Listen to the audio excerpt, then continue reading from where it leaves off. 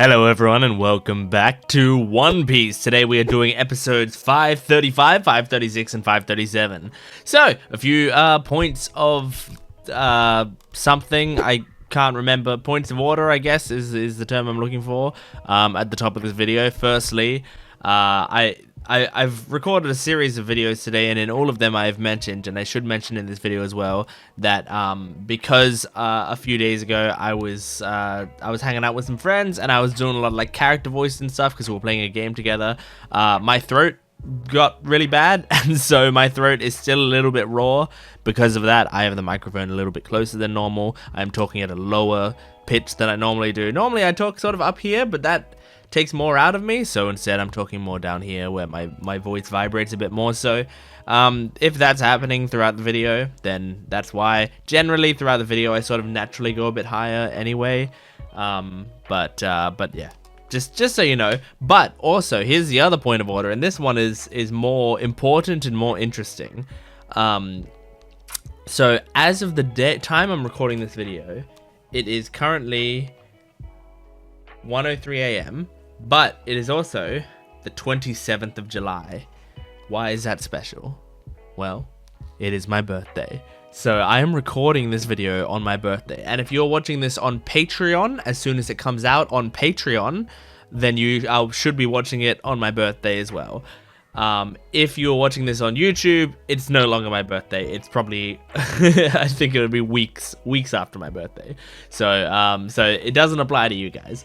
But it is very special. It is a very special day because not just because it's my birthday. I'm not that big-headed where I'm like, oh, my birthday is the most special day ever. But it is special for a few reasons. One, it's my birthday. Two, this is the day that I posted episodes up to 516 of One Piece on my YouTube channel. So like to open to the public. So the public saw the final episode of pre-timeskip One Piece, my reaction to pre-timeskip One Piece today, or they're going to today, which is crazy. So like that's kind of like the end of an era lands on my birthday, just coincidentally. And three, it is also, the time I'm recording this video, the 2-year anniversary of me starting One Piece, because I started One Piece on my birthday in 2022. So like, and that was also a coincidence. I didn't go like, oh, it's my birthday, I'm gonna start watching One Piece today. It was just like I already had it in the works and blah blah blah, and it just like so happened to land. It landed on my birthday, and I was like, wow, that's funny, I'm starting this on my birthday. And now look, 2 years later, it's one of my favorite shows, and so I remember like when my birthday comes around that it's also just an amazing time of my One Piece anniversary. So it's pretty exciting. I mean, 2 years into it, we're like past what people consider the halfway point of the series, even though it's not, I haven't finished half the episodes yet, I don't think, but the halfway point in terms of plot progression of the series. So that's extraordinarily exciting. Anyway, we're jumping into these episodes. We're currently in the Fishman Island arc. We're just doing 3 episodes today. And I think the last thing that happened was Shirahoshi and Luffy were making their way toward this, is it called the Sea Forest? It's been a little while since I watched, but I think Sea Forest, yeah, they're going to the Sea Forest, which is a graveyard where Shirahoshi's mother, Otohime, is buried because she was a queen who was assassinated a few years ago. So I remember, I'm caught back up and I'm ready to jump back into this episode. Make sure to support this video if you can, liking the video, commenting down below, subscribing to the channel, all that stuff helps me out a lot. And go to my Patreon account if you can and you want to support me. You can go there and get early access and exclusive videos. That means the next at least 20 or so episodes of One Piece should be on my Patreon account right now. Go check it out. Also, if you just want to support me at a lower tier, or you just want to get the edited versions of the things, or get the YouTube uploads early, you can do that by joining the YouTube membership down below. It'll give you a little icon next to your name. You get to use custom emotes, and you get to see the YouTube edits of these videos 2 videos early. So it's super worth it. All this stuff is super worth it for the value. Please make sure to go check that out and just support me making these videos, because it's tough. It's a lot of time out of my day, a lot of time out of my week, a lot of work to do, but I really, really love doing it, and I hope you guys like them as well. Anyway, let's jump into this. This is episode 535 of One Piece. One Piece. Woo! Okay. Recap Rubik's. I was about to say full length, which is what I say before I start an episode. Recap Rubik's. For you who are new to the channel, the Recap Rubik's is a Rubik's Cube that I do while the recap is going on, and my goal is to beat the recap.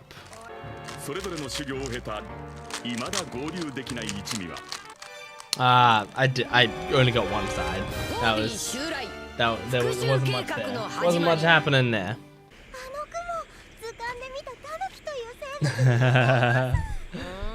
You'll be so excited to meet Chopper. Aww.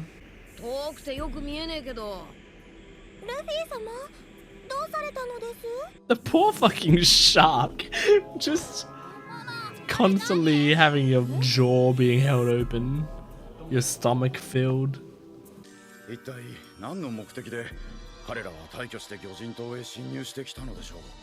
Uh-oh. Here begins some bullshit, I think. Oh, that's quite the logo there. I do quite like the drinking guy's design.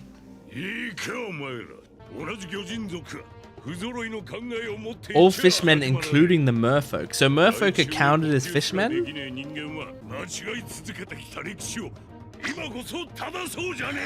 Gosh.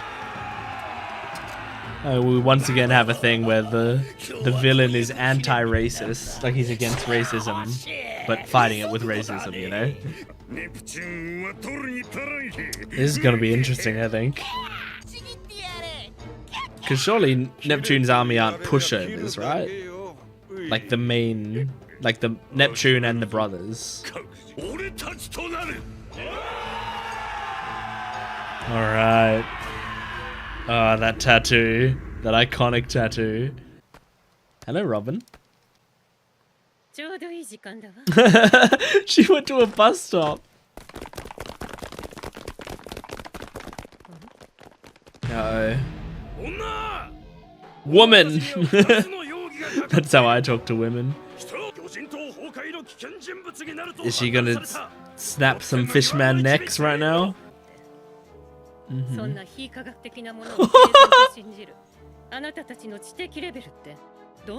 Oh, hell yeah.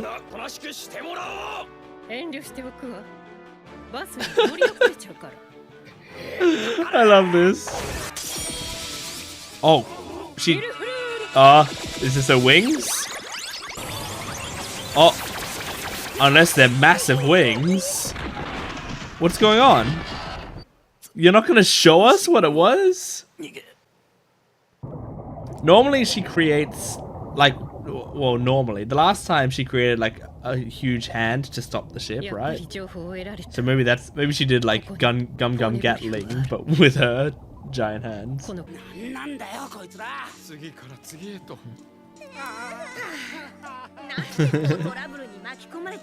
Oh, Kami.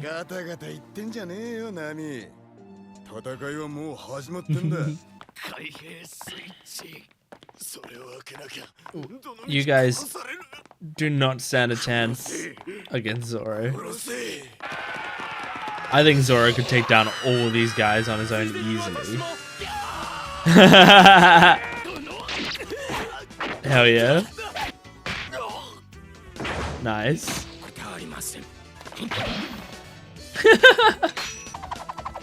Yes, come on, Nami. Do some fighting. Hell yeah. Even post-timeskip Usopp just gets one kill on screen. Yes, but he's been training to overcome that. There's a giant mermaid in my throat. Oh my gosh. Oh. Careful not to swallow her as well.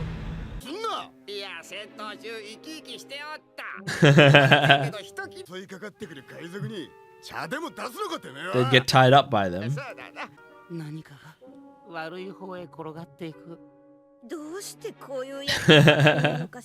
He's just standing there arguing with a hostage about how to do this. I always forget how tall Brook is. Oh my god. Neptune, you're tall too. I mean, in a way he did. But he kidnapped her with kindness.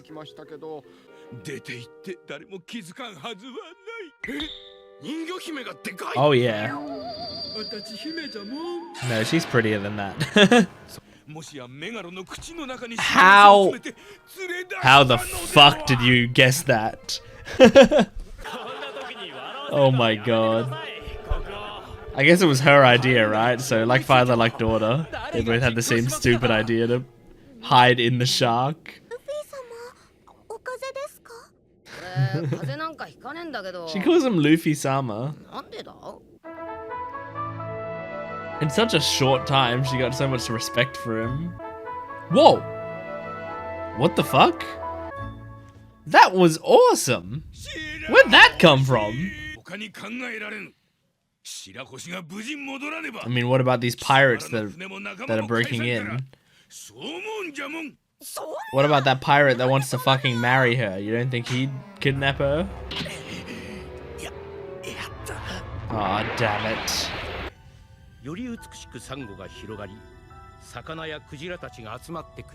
Damn.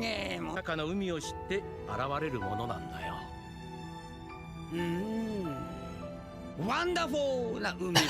Wonderful! Treasure. Oh yeah. That's right. I almost wrote that down going, what's Treasure Tree Adam? But we knew about that. Good. Awesome, man. Den.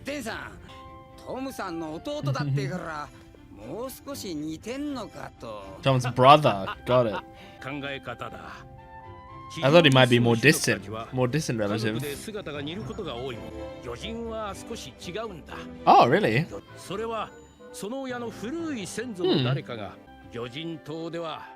That's kind of cool. Allows you to do like different interesting designs.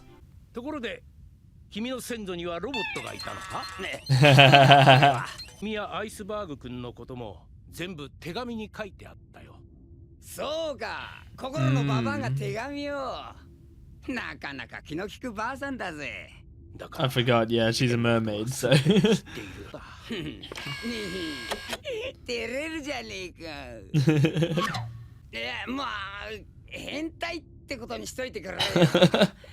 Someone? Oh, shit. Can we have Franky and Jinbei just talk for a while? That would be kind of awesome.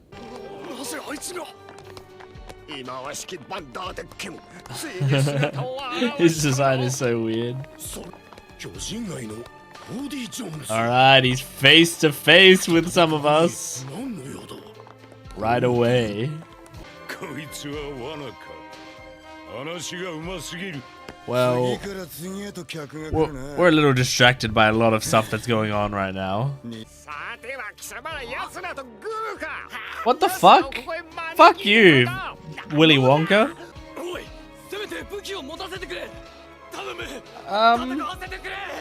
I guess not a terrible idea.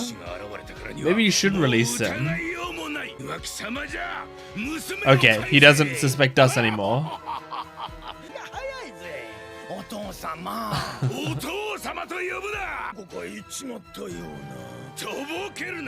I'm okay with this misunderstanding. Oh. Well, he can track her by like throwing a weapon, right? So they could use him to find where she is. That's true. Yeah. So she must have left recently. That's what I was saying, baby. But you gotta do it by attacking her. Unless you threw like some cotton candy at her, you know? Something soft. That thing is a weird shape. The coral. Oh shit. Oh, and then he rides it. That's clever. Okay, what a odd place to jump back in. Ah, but she likes it.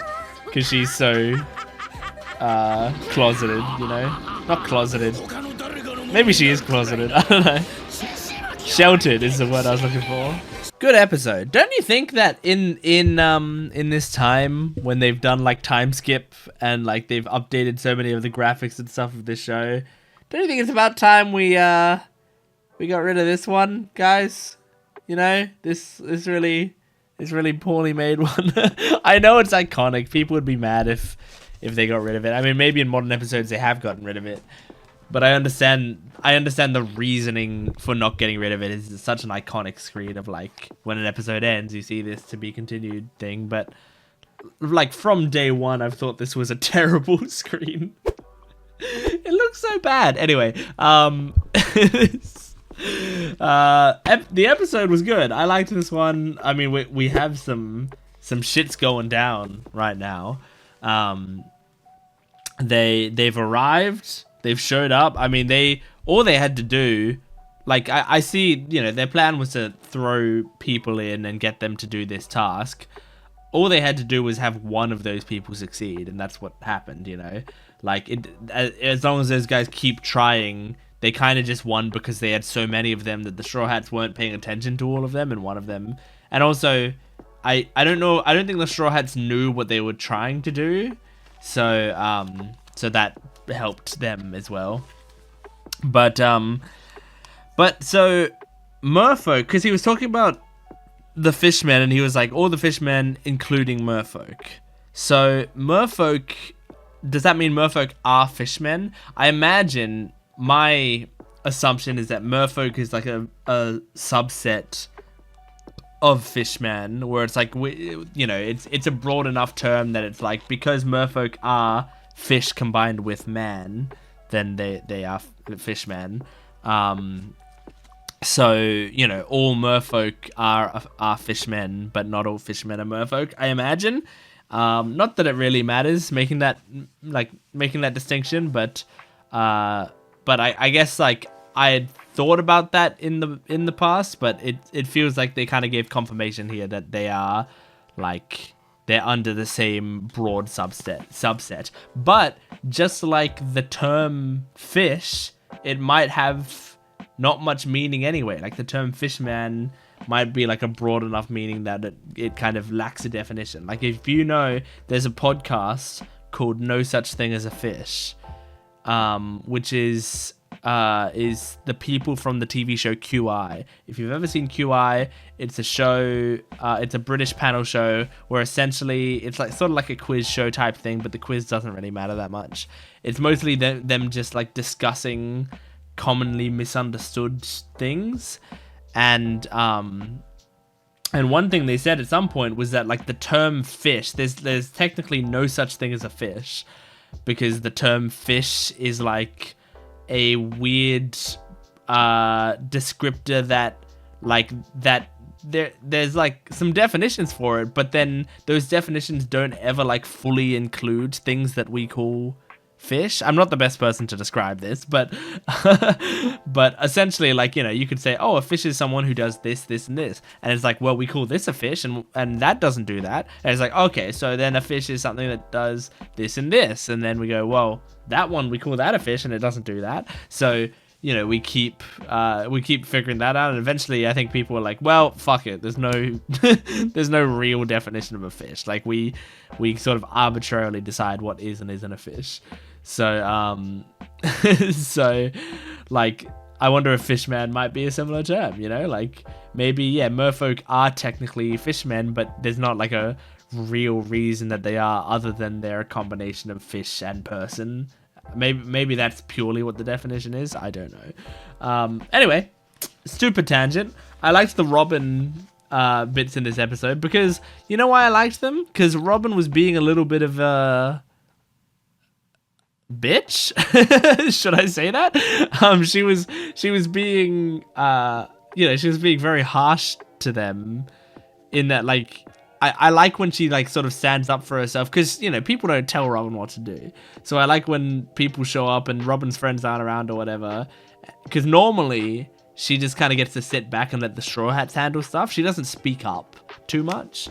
But when all those people show up and she's the only one there and they're like, all right, no, you're going to have to come with us and stuff, we really get to see sort of her defiant nature come out, where she just goes like, look, I don't want to miss my bus, so fuck off, all of you.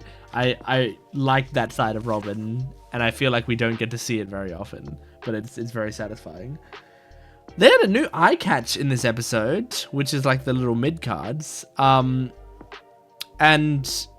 it's pretty nice. It's like a little cartoon, you know, a little cartoon thing. It's cute. It's nice because I did think, like, I love the first eye catch, the one that's like that, right? I love that eye catch because the little, like, shadows running across is so gorgeous. I think that is a beautiful, inspired piece of animation. But I also said, you know, it's probably gonna get repetitive seeing it twice every mid card, you know. So it seems like they're now replacing the second one to have that be a bit varied, but it still had the same music, so I wonder if they're, like, now going to compose a different piece of music for that second one. I would like if they also eventually, like, went back to the individual mid cards. I don't know if they will, but I did like the individual mid cards. What I would like is if they had this group one, they had the cartoony one, and they had individual mid cards, and they just use them, they switch back and forth between them. Sometimes there'll be an individual mid card, and sometimes they'll use the group one, and sometimes they'll use the cartoony one. I would like if there was, like, a bunch of different ones that they could use, and you're like, oh, which one are they going to use this time? Oh, it's this one, you know? I think that'd be a lot of fun. But you know, realistically, it's probably fine if they just keep these two, and that's fine. I hope Jinbei and Franky talk, because I think those two characters would be interesting to see them talk to each other. They're sort of similar vibes in a weird way. Like, Franky's so much weirder than Jinbei's energy, but at the same time, Franky often can have, like, the most normal conversations as well. When he's talking to people, he can sound like a normal human being when he's, like, being serious. So I think if he was talking to Jinbei, he'd match Jinbei's energy, and I feel like they'd both be just having a pretty normal conversation that I think I'd enjoy a lot. And so I think I'd like to see, and I think they'd respect each other as well. I'd like to see them talk to each other. But yeah. All right, let's move on to the next episode. This is episode 536. We go! Recap Rubik's. Here we go. We've had some short recaps lately, so people new to the channel might think that I can't do a Rubik's Cube. I need to prove them wrong.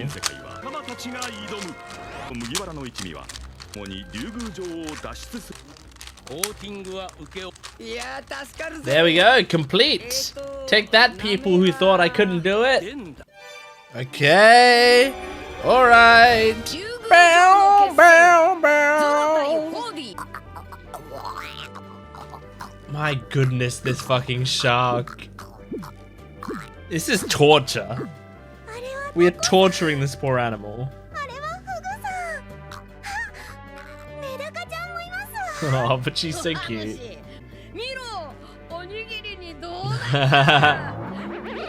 Meat!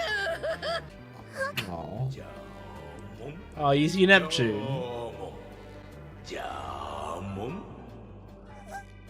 Oh, and now she's feeling guilty.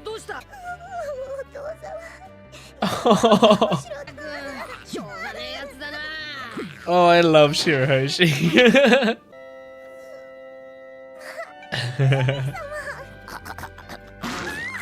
Oh my god.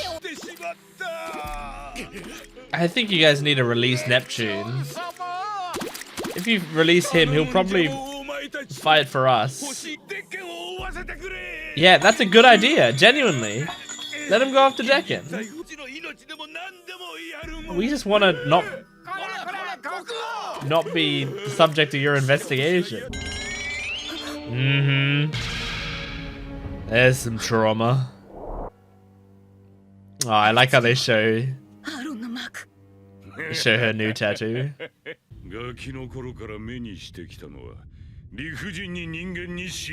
Yes, that absolutely happens. Oh my god. Literally capturing them in... Oh my god. In a net like that. It's like jellyfishing in SpongeBob.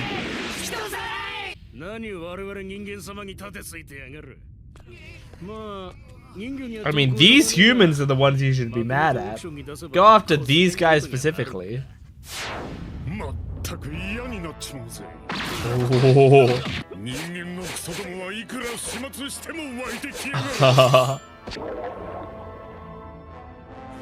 This is kind of a cool backstory to see.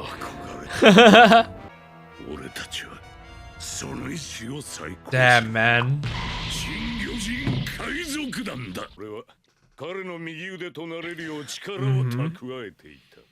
But he was stopped by us at our weakest, so...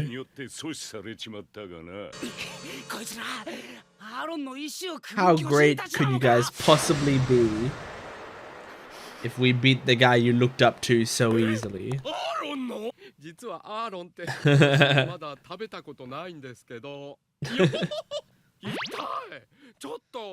Not the time for jokes. Yeah, Usopp knows this is serious. Oh, that sound. Is he using Haki to do that? I imagine at this point in the story he's gotta, right? He's using arlong strength but with Haki, so it's even better. So yeah, probably arlong strength with Haki, and then if we add the energy steroids on top of that, my god, he could be insane. Uh-oh. Yeah, Brook is the one in most danger here, right? And oh man, if he fills it up, he'll have the advantage. The fishman will have the advantage. He's gonna do it. Does he use water droplets like bullets? Oh! Shit. That's awesome. Come on, at least destroy the chains. Aww. I love Neptune. He absolutely does. He knows how to be a proper king. Oh shit. Oh my god. Using him as a shield? I imagine to block it and also like see how strong he is. Like how strong was that slash, you know?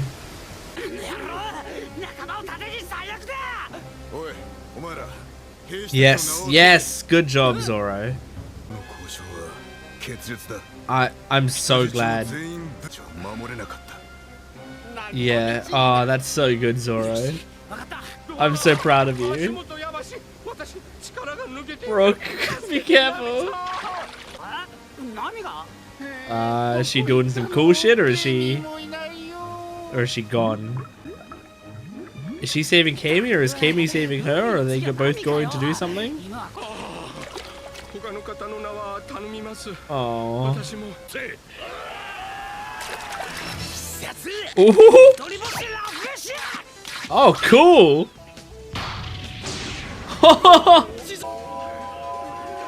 Oh, it's just another stink bomb. Do you have a greater plan for that? No, I guess not. Just to keep them back for a second. That's awesome. I feel like last episode had kind of weak animation, and this episode's animation is pretty good.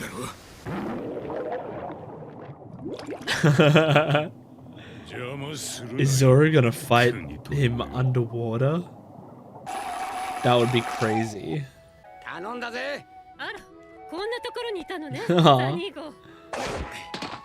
glad she's here.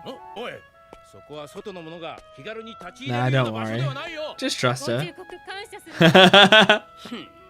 I love her.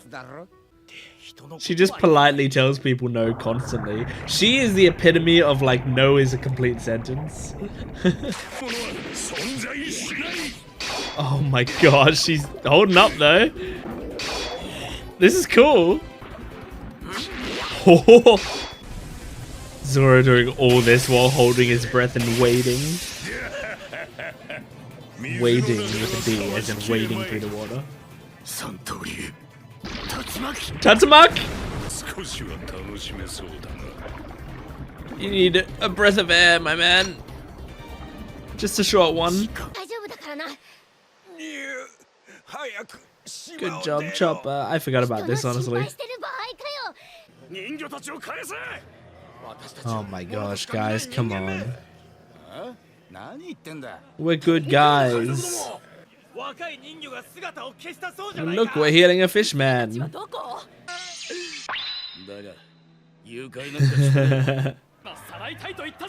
Yeah, you're not doing yourself any favors right now, Sanji. Hey! He's not even a human. Oh my gosh. I don't know if I want Sanji to see Shirahoshi or not. Yay! Yeah, they're my nakama.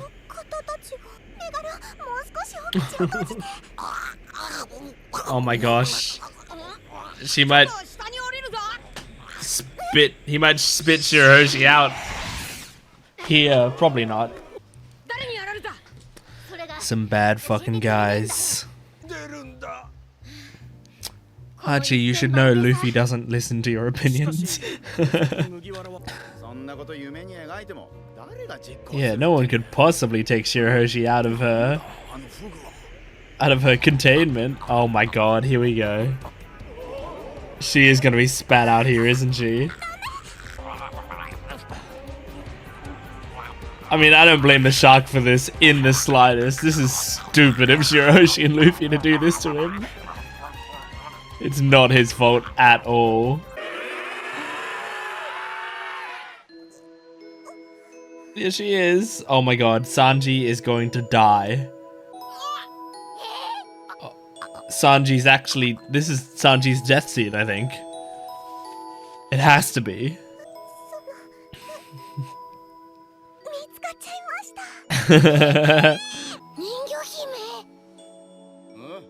Sanji hasn't even looked yet. You have to not let him look.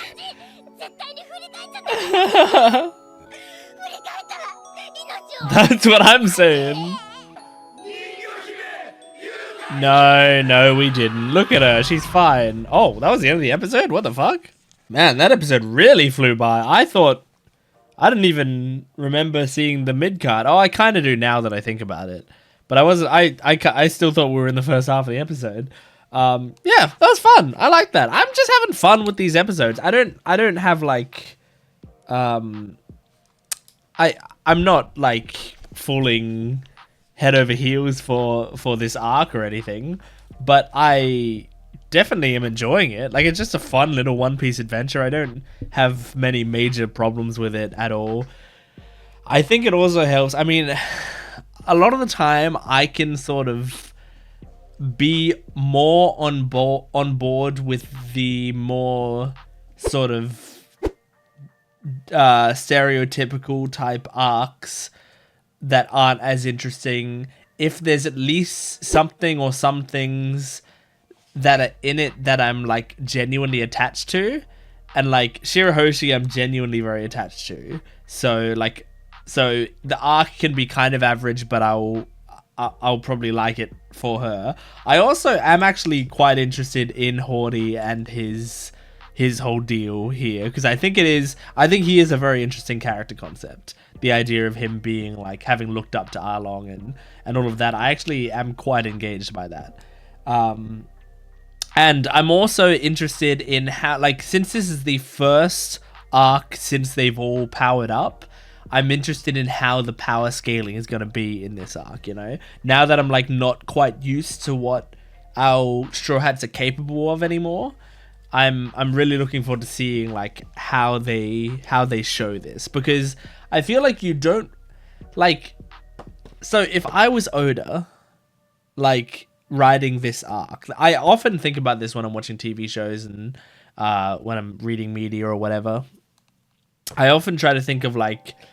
While I'm watching or reading it, I think if I was writing it, how would I do it? And I do that for multiple reasons. It's never to go like to think about if I could write it better necessarily. Like I don't like the idea of me going like, oh, this is how you should do it, you know? Because that's one, presumptuous that I'm a better writer than the writers of the shows and stuff that I love, which if it's a show that I love this much, I know I'm not a better writer than Oda. At least not at this point in time. Hey, maybe move forward, you know, 30 years in time. Maybe I'll be able to stand up to him in some way or another, but I doubt it. But also, I forgot what I was saying in that line of thought, so I'm just gonna take a step back and move back to the line of thought that I was at before. So I often think about like how I would write scenarios like this, right? And I think if I was to write a scenario where all these characters powered up heavily and we had a major comeback, we had a very mini arc at the start of this that was a comeback where we defeat the, you know, we defeat Kuma and, like, you know, one of the Kuma bots and stuff, and like essentially we showed off that we were stronger again. And then you move on to this arc, which is us facing, in the grand scheme of things, some small fry. Like, these guys don't seem like major threats to the world. They're kind of a localized threat within this this arc, within this place, within Fishman Island. Now, of course, that doesn't mean in the future they couldn't become a major threat, but as of right now, these are small-time villains compared to what we've seen in previous arcs. So, I think the way I would write it is you would have, like, you would show off that they're, like, that they're quite surprisingly strong, but you would show off also that the Straw Hats are stronger than them by a decent amount, like that they're significantly stronger than them. However, due to sort of different outside factors and maybe the intelligence of the enemy, they sort of get around that combat prowess to make it a more even fight.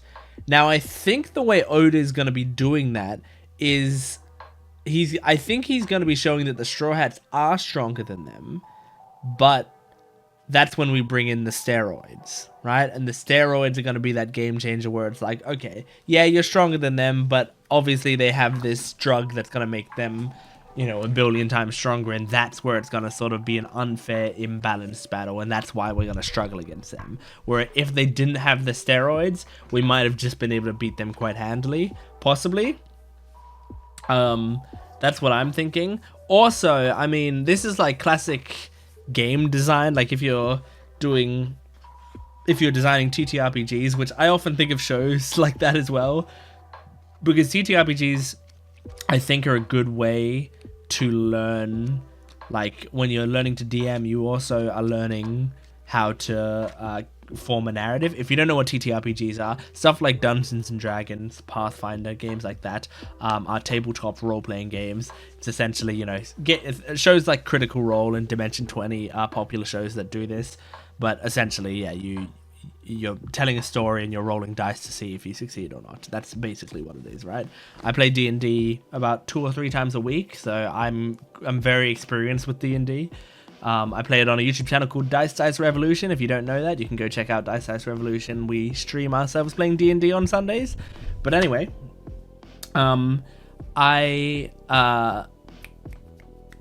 D&D, when you're creating sort of stories for D&D, you sometimes learn about, you know, narrative structure and also how to like balance encounters in interesting ways, and that can kind of you can kind of move that over to like linear stories that aren't games. You can like sort of learn how to balance encounters in a story like this.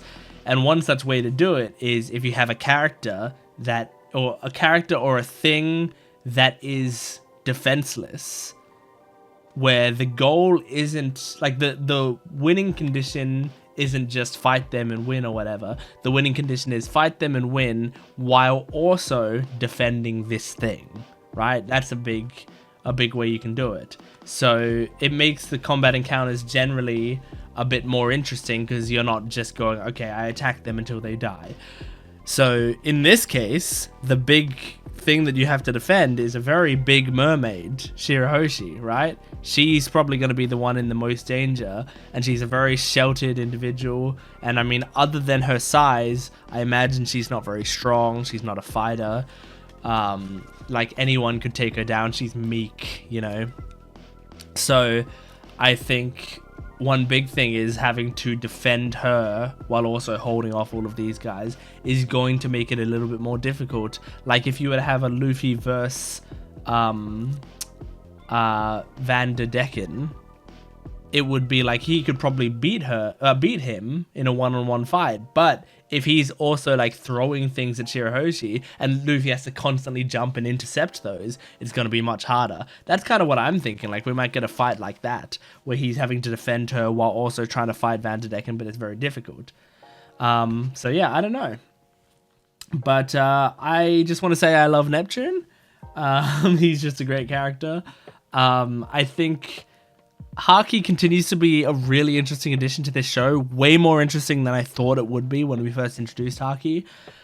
I think just like now we're at the point in this show where I'm gonna kind of imagine any of our major threats are gonna be using Haki at some point. Just because now that they've introduced it and it's clearly so powerful, the main counter to Haki would be Haki. So I imagine, you know, if someone's not using Haki, they're not really a major threat to us, and if they are, then they are. So yeah. And the final thing was, I just love in this episode Robin being like, I'm gonna go check out this place, and he's like, oh, that's not a place for like normal people to go, and she's like, thanks for the suggestion. I really, really love it because, as I said in the reaction, she's the perfect epitome of like no is a complete sentence. Which, if you don't know, that's just like a sort of idea, a way to live essentially. Which is like a lot of the time when you tell someone like no to something, that you generally like want to give them a reason for it or something. You know, like someone might say like, hey, do you want to come with, I mean, let's use an obvious example. Do you want to go on a date with me or whatever? You might go like, oh, no, sorry, I'm busy, whenever you want to do it. Or like, oh, no, sorry, actually, I'm not really looking for what they are. But genuinely, you can just say, no, you know, or you can say like, no, thank you, or something along those lines, you know, and they might go, why? And you don't have to answer that question. It's not your responsibility to. They don't need to know. It's not really their business. No is a complete sentence. No, that's it. You know, like it's not other people's business why you said no to something. Generally, you can just say no to people, and that is something you have every right to do. And that doesn't just apply to dates. It could just apply to like someone saying like, hey, do you want to do this? Do you like this? Can I, you know, have a pen? Can I borrow a pen? And you can just go, no. And you might have your own reasons for it. Like, I don't like lending people my stuff, for example, because people tend to not give it back, and it's very anxiety inducing for me, like wondering if they're going to give it back or not. That might be a legitimate reason, but you don't need to tell them that reason. It's not really their business. You can just say, no, sorry. And that's fine. Robin is a beautiful example of that, where very often someone will say something to her and she'll just deny them but she does it in such a polite way, but she doesn't explain herself. She doesn't over explain herself with anything. She doesn't owe anybody anything, and I fucking love it. So situations like that where it's like, where someone says like, oh, don't go in there because whatever, she's basically like, thanks, and just continues doing it. She doesn't stand around and talk about it. She doesn't walk back to him and go like, hey, listen, I can handle myself, I don't need you. Like, she doesn't even bother doing that. Everything just comes with her her swagger, her understanding of herself. She just goes, thanks for the suggestion, and keeps moving forward with her life. She doesn't let anybody stand in her way. I love her for that. She's a queen. All right, let's move on to the last episode we're doing in this video. This is episode 537. Okay, recap Rubik's. Here we go.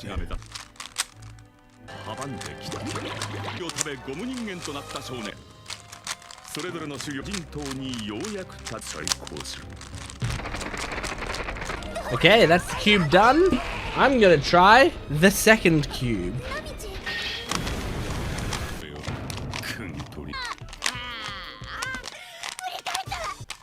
Ah, that's the end. Alright, I got that far in the second cube. It was not a 2-cube cat. It's dead or marriage. Oh my god, I just realized this guy is fucking Absalom 2.0. But at least our first scene with this guy wasn't him sexually assaulting her. This guy is better than Absalom so far. She hasn't been kidnapped. She's sitting right there. She's fine. Hey, coward. Oh. Oh. It wasn't Shirahoshi's fault. It also wasn't the shark's fault. You can hear a woman crying behind you. Chopper, you're going to have to knock him out. You're going to have to blind him. He's putting his cigarette in. And this is no average mermaid. This is the perfect mermaid. You might have to blind him. I mean, it's a small price to pay. Him never being able to see again, but it'll protect him.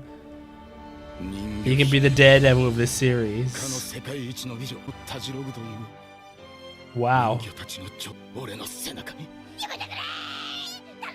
It's funny that all the most beautiful women in the world all fall for Luffy in some way or another. Oh no.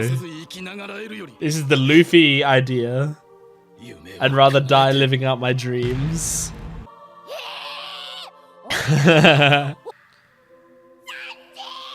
Oh my god. What if he just wasn't impressed? What if he was like, oh, she looks alright.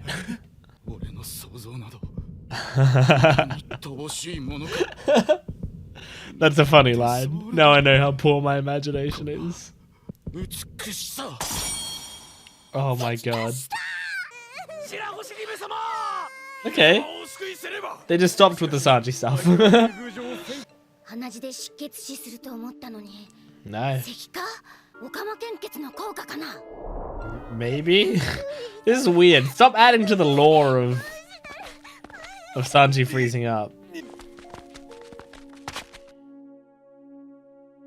Oh shit, man. Oh, fuck off. Are those regular ropes? Sea hunters. You even tied up Hachi? Come on, Shirahoshi, kill them. Tear their heads off. Oh yeah, here comes Vanderdecken. Here he comes.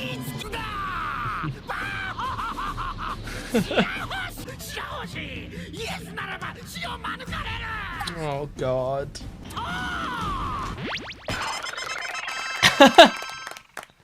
That's so stupid. Yeah, come on, fish hunters, stand up and defend her. Sea hunters, I mean. Hell yeah. Nope. No, no way.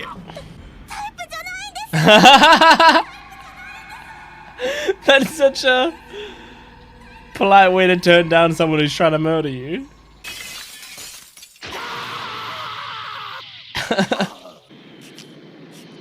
What if that just got him to... I'd actually respect him a lot if that just got him to back down.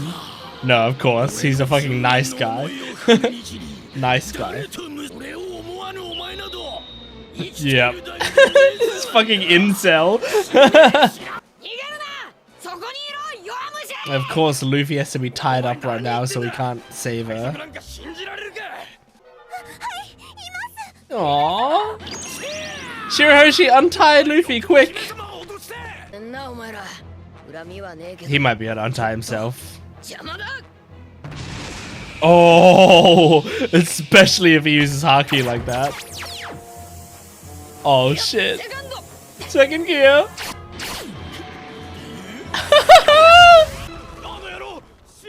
That's awesome. Oh shit. That coward. It's really funny that he calls her coward. Uh-huh. Does this have a name? Jet what? Jet hammer. Have we had hammer before? Wait, that one was a Zoro one.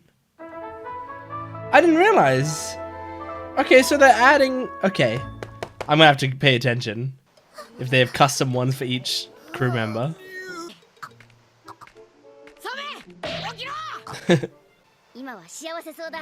That's great. He's got something for his spank bank for years now. Oh my god. This is a problem, Sanji. This happens to you, so you don't get to enjoy it. Oh my god, stop yelling at her! Poor girl. Thank you, coward.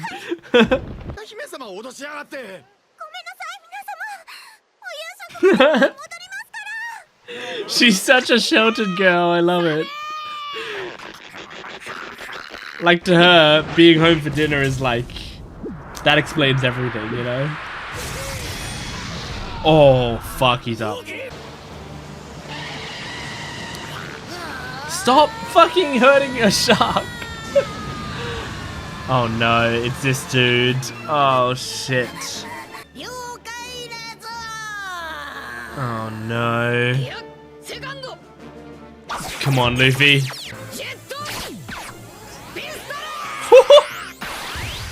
Oh yeah. Oh, a tooth came out when you punched him in the eye. That's wild. Oh.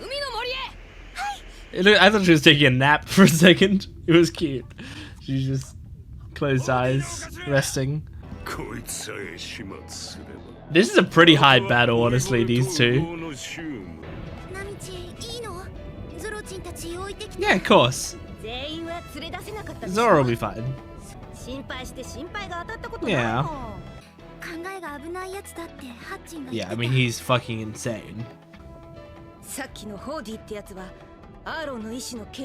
Yeah, a bit of a zealot. Mm-hmm. Yes! I want Nami to see Jinbei. This is like when you have two different friendship groups that are meeting each other. Hell yes.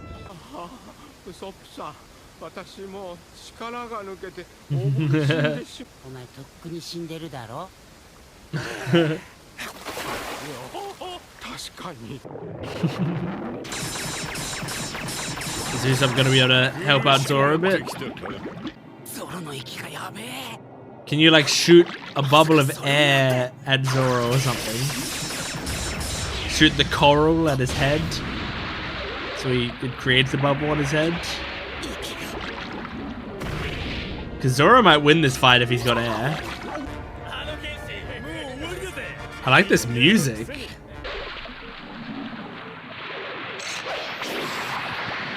Oh!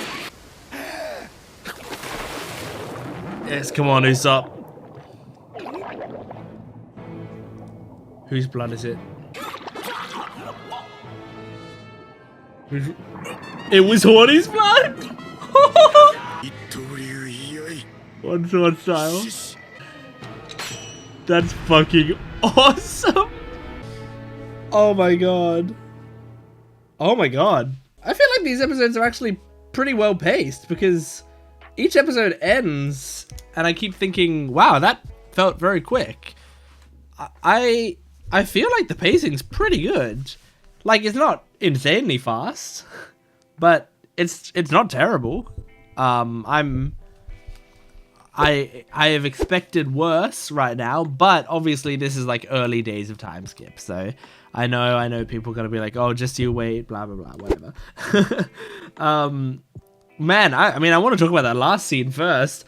I guess that was kind of what I was talking about in the last discussion, how like if I would write it so that like we show that the Straw Hats are more powerful than them right now. And I mean, what a way to show that right now is like Zoro being underwater, having to hold his breath, being down on air, and not even using 3-sword style at the end there, only using 1-sword style, was able to slash through Hordy.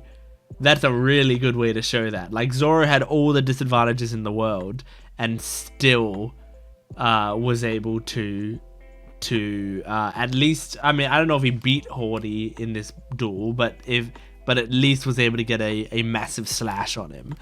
That's a really cool way to show how strong Zoro is right now. I actually really do. I feel like like Zoro is one of the best in terms of them showing how much he's progressed. Like, they are showing that he is like truly monstrously strong, like unbelievably strong. I feel like with a lot of the others, like, I feel like Luffy and Zoro have looked the most impressive since coming back. The others have looked mighty impressive. Like, they've clearly improved a lot at their shit. But it's like Zoro and Luffy seem like they are now like up there with big players. I don't know if they are or not, and I don't need more comments explaining to me how the power leveling, power scaling works right now. The amount of times I make like my own little speculations on what level I think people's powers are at, and people give me dissertations on why I'm wrong at it. I understand you're passionate about it, and it's great. And I understand, you know, you're just giving me your own opinions on the situation based on the information that you think at the time. But really, I don't need exactly to know where everyone is. I'm just giving my own little thoughts at any given point in time.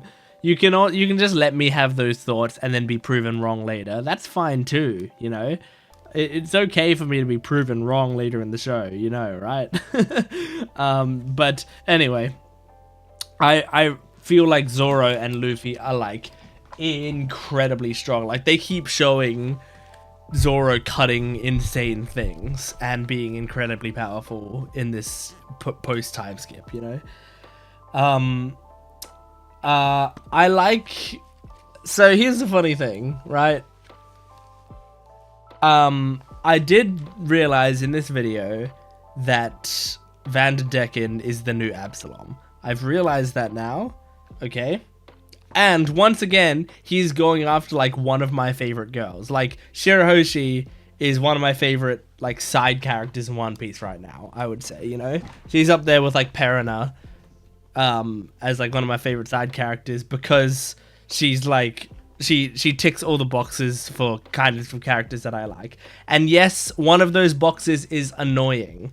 Like, the trait of annoying is something that I like in my characters, generally, in my female characters mostly, which is why I like Shirahoshi, and it's why I like Perina as well, because they're annoying and it's fun. So I know that, like, I'm sure other YouTubers are like, oh, why is she crying so much? Why is she being so annoying? And yet for me, I'm just like, the entire time I'm like, oh my god, I love her. So anyway, but I've realized that he's the new Absalom. However, I feel like he is better than Absalom for a significant amount of reasons. One, I think his design's more interesting. Something about Vanderdecken's design I actually quite like. Two, his power is more interesting. I feel like I was soured on Absalom's power because they did the whole Sanji thing with it, which I thought was super lame. So maybe I don't like his power because of that. But I didn't really like Absalom's power. I didn't care about it. But Vanderdecken's power is really interesting. So I like that.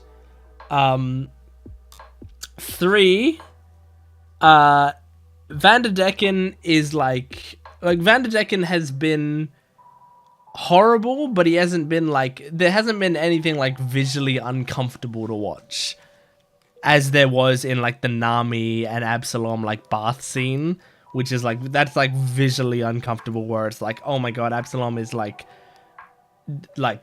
not just a horrible guy, but also like a disgusting, like just a truly disgusting guy as well. So there's that as well. And I feel like, I don't know if this is true or not, right? I'm kind of just going off of my vibe. So you can't disprove me in the comments. You can't be like, that's not how it is at all, because I'm going off of my vibe. I vibed that Absalom was more sympathetic. Like, not that he actually was more sympathetic, but almost like he was portrayed more sympathetically. Like, they kind of gave him more stuff where he was like, maybe I think maybe with the Lola stuff, where he was like the victim of the Lola circumstance, but then the perpetrator of like making Nami uncomfortable.